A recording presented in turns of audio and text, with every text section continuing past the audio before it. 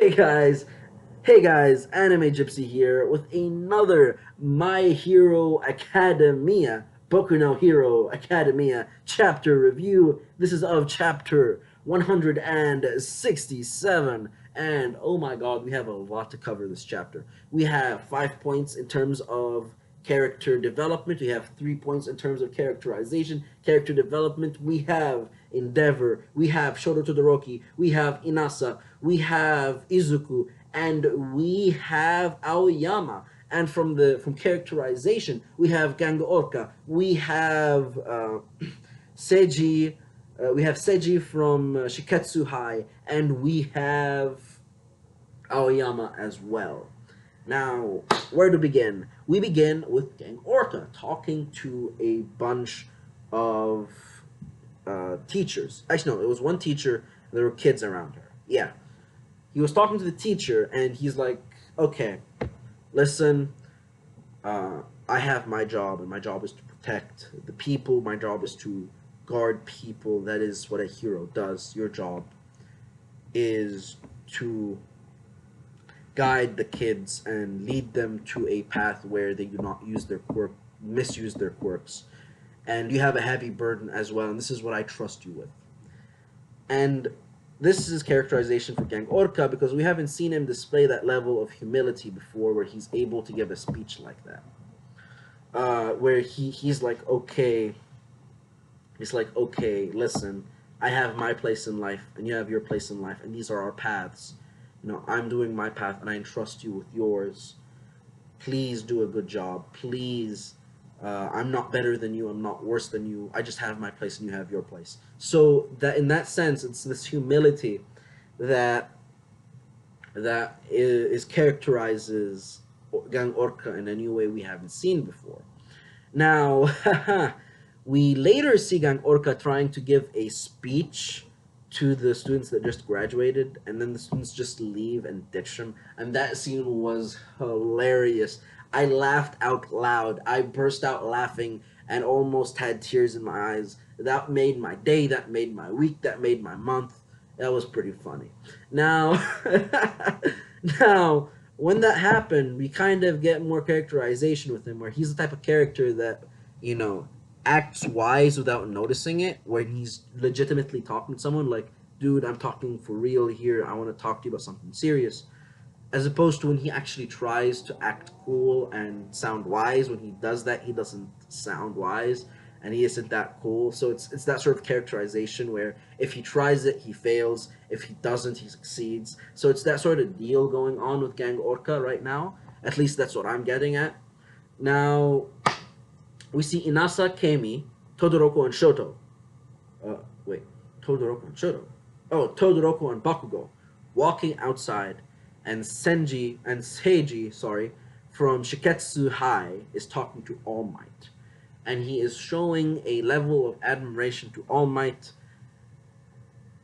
He is, but he's kind of trying to deny it, and it's something we kind of get where okay, he's the type of guy that does admire the symbol of peace, even calls him the symbol of peace, All Might, which is something we don't see because he's usually a very self-centered person. Um, at least that's what I understood from him. So seeing that kind of gave him characterization where he actually does care about people because we really don't get much information about him to call it character development. So as far as I'm concerned, that's characterization. And in that scene, which is very important, we see that Yue and Shiketsu High are actually going to work together, form an alliance, share information, and do exercises together. And the reason this is significant is because I think I am fairly sure that Shiketsu is doing this sharing information and exercising with Yue because I think they also think that they have a traitor among them. And I'm sure they do. There are two traitors, not one. There are dos traitors, not uno. I don't mean to sound racist. I'm just trying to make a point. There are two traitors, not one traitor, and it's very important that they share information so they could at least try and understand what's going on better, and maybe that will help them identify the traitors in their midst. So with that going on, because they even mention the word compromise, they say that their institutions have been compromised by the League of Villains. So yeah, that is going on right now. And it was right after the scene, like a millisecond after the scene, where you see Endeavor actually display humility, actually display regret, actually display, any sort of humanly emotion that he lacked previously. Now, I'm not saying that he's redeemed just because, oh, I feel emotions now and I regret what I have done. Oh, yes, I regret what I have done. That regret is enough to fix my family. No, that is not the case. You done fucked, and now you have to share the consequences of done fucking. You fucked up, and this is where fucking up got you.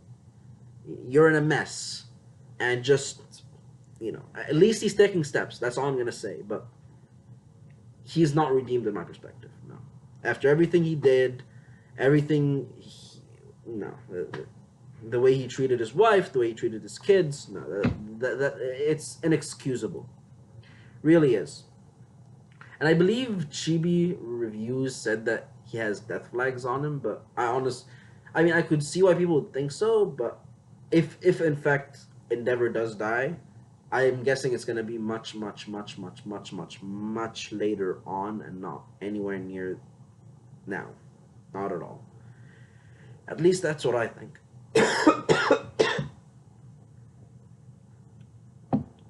Okay, so right after Endeavor says, "I want to be a hero that you are proud of," to Todoroki.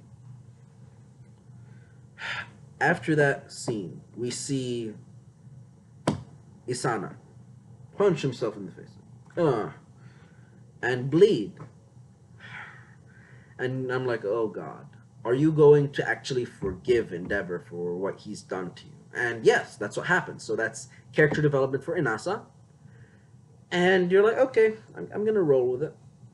And the next page, you see Ectoplasm, one of my favorites. One of my favorite side characters in Shokugeki. What am I saying, Shokugeki? My Hero Academia, Boku no Hero Academia. And he is teaching mathematics, and he is using one of my favorite numbers. He's using E. He's using 2.17. Yes. I'm sorry. I'm a nerd, so I'm just geeking out because one of my favorite side characters is using my favorite number. But I know, and continue with the review. We don't care about your stuff. I know. Okay. So right after that, you see a flashback. I think it's a flashback, or yeah, it's definitely a flashback of Night Eye's funeral, and you get an understanding that it was a pretty sad occasion. It's very touching. You see everyone that was involved in the incident. Centipedus becomes the head of Night Eye's agency until Aluminium comes back from the hospital, and we see Eri. And Eri, we find out that her horns are actually what, cause her quirk. And this is where you just scratch and you're like, okay, this is progression. We're finding out more about her quirk. This leading up to her actually being able to control her quirk, and my guess is yes, she will eventually be able to control her quirk. And when she does, she's going to become a very powerful character. She'll be the Jewelry Bonnie of My Hero Academia, where she could turn people into babies or just make them vanish. So she'd be more potent than Jewelry Bonnie. Jewelry Bonnie is actually a pretty weak character in One Piece, at least as far as we know. Now, moving on, we get narrator Deku. And when we get narrator Deku, we know something big is going to happen. And that something big is Aoyama. And I'm like, what? No. And I don't think he's a traitor. And I made a video about it, but basically the gist goes a bit like this.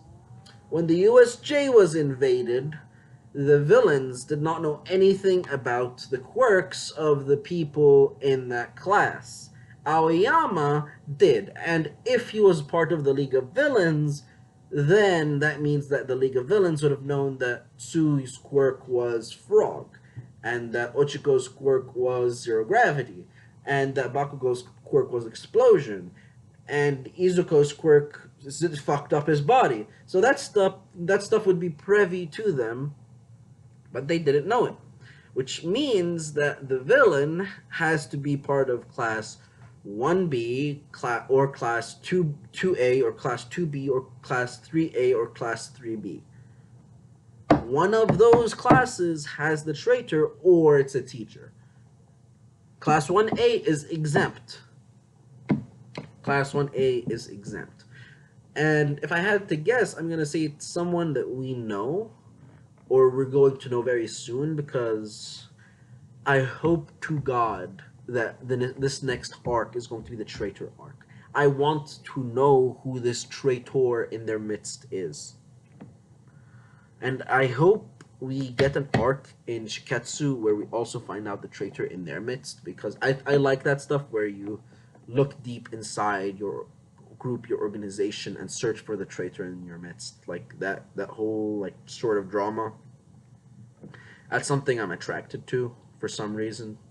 I just like that sort of stuff, you know. Seeing people lose hope in dear friends that they've trusted for years. Oh, that just warms my heart. Oh yes. Oh yes. Oh yes. Of course I'm joking. And until next time, guys, this is Anime Gypsy, and I'm out.